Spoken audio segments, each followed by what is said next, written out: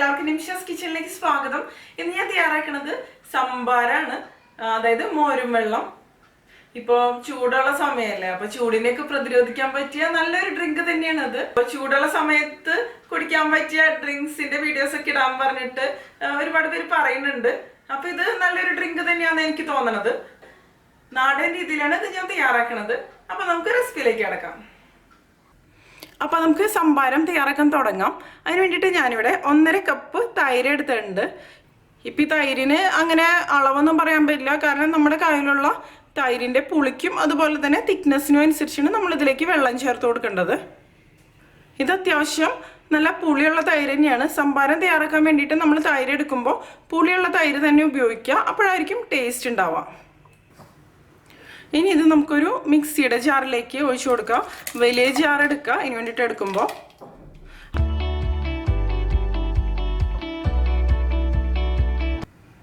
മുഴുവനായിട്ട് ഇതിലേക്ക് ഒഴിച്ചു കൊടുക്കാം.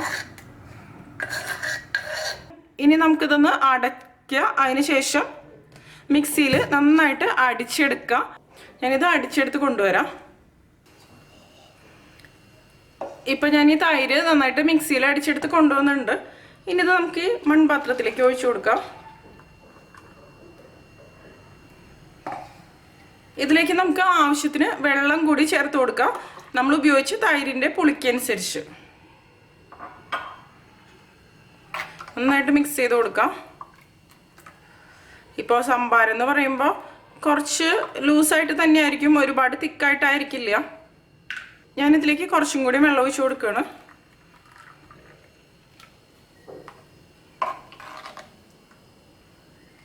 ഇത് മതി വെള്ളം. നിങ്ങൾക്ക് വേണമെന്നുണ്ടെങ്കിൽ മിക്സിയിൽ അടിച്ച് വെണ്ണ സെപ്പറേറ്റ് ചെയ്തിട്ടും സംഭാരം തയ്യാറാക്കി എടുക്കാം. കാരണം ഞാനിത് പുറത്തുനിന്ന് വാങ്ങിച്ചതാണ്. നമ്മൾ വീട്ടിലുണ്ടാക്കുന്ന തൈരൊക്കെ ആകുമ്പോഴായിരിക്കും നമ്മൾ വെണ്ണയൊക്കെ മാറ്റി ചെയ്യാൻ കൂടുതൽ നല്ലത്. ഇതിപ്പോൾ ഫുൾ ഫാറ്റ് ആയിട്ടുള്ള തൈരൊന്നുമല്ല, അപ്പോൾ ഇതിൽ ബട്ടർ സെപ്പറേറ്റ് ചെയ്യാൻ അധികം ഉണ്ടാവില്ല.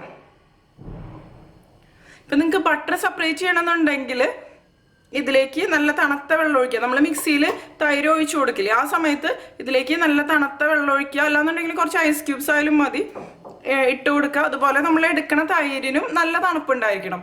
എന്നിട്ട് മിക്സിയിൽ നിർത്തി അടിക്കുക. അപ്പോൾ വെണ്ണ മുകളിൽ ഇങ്ങനെ പൊങ്ങി വരും. അത് നമുക്ക് സെപ്പറേറ്റ് ചെയ്തെടുക്കാം.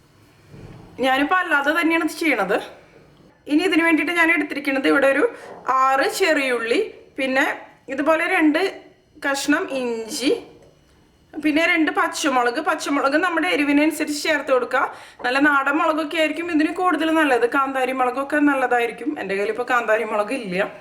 പിന്നെ ഒരു 5-6 തണ്ട് കറിവേപ്പില. നമുക്കിതൊക്കെ ഒന്ന് ചതച്ചെടുക്കാം. ചതച്ചതിന് ശേഷം ഇതിലേക്ക് ചേർത്ത് കൊടുക്കാം. ഇപ്പോൾ ഞാനിതെല്ലാം ചതച്ചെടുത്തിട്ടുണ്ട്. ഇനി നമുക്കിതിലേക്ക് ഉള്ളി ചതച്ചത് ചേർത്ത് കൊടുക്കാം,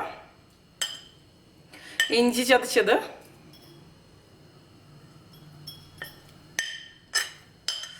പച്ചമുളക് ചതച്ചത്, കറിവേപ്പില ഒന്നില്ലെന്നുണ്ടെങ്കിൽ ഒന്ന് കട്ട് ചെയ്ത് കൊടുക്കാം. ഇനി നന്നായിട്ടൊന്ന് മിക്സ് ചെയ്ത് കൊടുക്കാം. നമ്മളിതിലേക്ക് ഉപ്പ് ചേർത്തിട്ടില്ല. ഇതിലേക്ക് ആവശ്യത്തിനുള്ള ഉപ്പ് കൂടി നമുക്ക് ചേർക്കാം. നിങ്ങൾക്ക് വേണമെന്നുണ്ടെങ്കിൽ ഈ ഇഞ്ചി, കറിവേപ്പില, പച്ചമുളക്, ഉള്ളി എല്ലാം കൂടി മിക്സിയിൽ അരച്ചെടുക്കാം.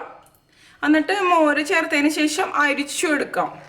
ചിലവർക്ക് ഇതുപോലെ ചതച്ചിടുമ്പോൾ മോര് അത്രയ്ക്ക് ഇഷ്ടമുണ്ടാവില്ല, കുടിക്കുമ്പോഴൊക്കെ വായയിലിങ്ങനെ തടയുമല്ലോ. അപ്പോൾ അങ്ങനെയുള്ളവർക്ക് അങ്ങനെ ചെയ്യാം. ഞാനിപ്പോൾ ചതച്ച് ഈ നാടൻ രീതിയിൽ തന്നെയാണ് ചതച്ചിനെയാണ് ചേർക്കണത്. പിന്നെ ചിലവർ ഇതിലേക്ക് നാരകത്തിൻ്റെ ഇല ചേർക്കാറുണ്ട്. നാരകം എന്ന് പറയുമ്പോൾ നമ്മുടെ ചെറു നാരങ്ങയില്ലേ, അതിൻ്റെ ഇല, അത് ഒരയിലൊക്കെ ഒന്ന് കട്ട് ചെയ്തോ അല്ല എന്നുണ്ടെങ്കിൽ ചതച്ചോ ചേർത്ത് കൊടുക്കുക. അപ്പോൾ അതിനൊരു പ്രത്യേക ഫ്ലേവർ തന്നെയാണ്. എനിക്കിപ്പോൾ ഇവിടെ നാരകത്തിൻ്റെ ഇലയൊന്നും കിട്ടാനില്ല. ഇപ്പം നമ്മുടെ തനി നാടൻ രീതിയിലുള്ള സംഭാരം റെഡി ആയിട്ടുണ്ട്. ഇത് ചൂടിനെയൊക്കെ പ്രതിരോധിക്കാൻ പറ്റിയ ഏറ്റവും നല്ല ഡ്രിങ്ക് എന്ന് തന്നെ പറയാം. നമ്മൾ ഏത് ജ്യൂസോ അല്ലാന്നുണ്ടെങ്കിൽ വേറെ എന്ത് ഡ്രിങ്ക്സ് കുടിക്കുന്നതിനേക്കാളും ഏറ്റവും നല്ലത് സംഭാരം തന്നെയാണ്, നമ്മുടെ ബോഡി തണുപ്പിക്കാനൊക്കെ. എപ്പോഴും ഇത് സംഭാരം കുടിക്കുമ്പോൾ നമ്മൾ തണുത്ത സംഭാരമൊക്കെ കുടിക്കുമ്പോൾ ടേസ്റ്റ് ഉണ്ടായിരിക്കും. നമ്മൾ ഐസ് ക്യൂബ്സ് അല്ലാന്നുണ്ടെങ്കിൽ തണുത്ത വെള്ളമൊക്കെ ഒഴിച്ച് കുടിക്കുമ്പോൾ എപ്പോഴും ടേസ്റ്റ് ഉണ്ടാവും. പക്ഷെ എപ്പോഴും ഹെൽത്ത് വൈസ് നല്ലതെന്ന് പറയുന്നത് ഇതുപോലെ മണ്ണിൻ്റെ പാത്രങ്ങളിലൊക്കെ സൂക്ഷിച്ച് വെച്ചിട്ട് അങ്ങനെ കുടിക്കണതായിരിക്കും. ഇതിപ്പോൾ കുറച്ച് സമയം നമ്മൾ ഈ പാത്രത്തിലൊക്കെ വെക്കുമ്പോൾ ഇതിന് നല്ലൊരു തണുപ്പ് തന്നെ വരുമല്ലോ. ഞാനിനി ഇത് ഈ പാത്രത്തിലേക്ക് ഒഴിച്ചു കൊടുക്കുകയാണ്.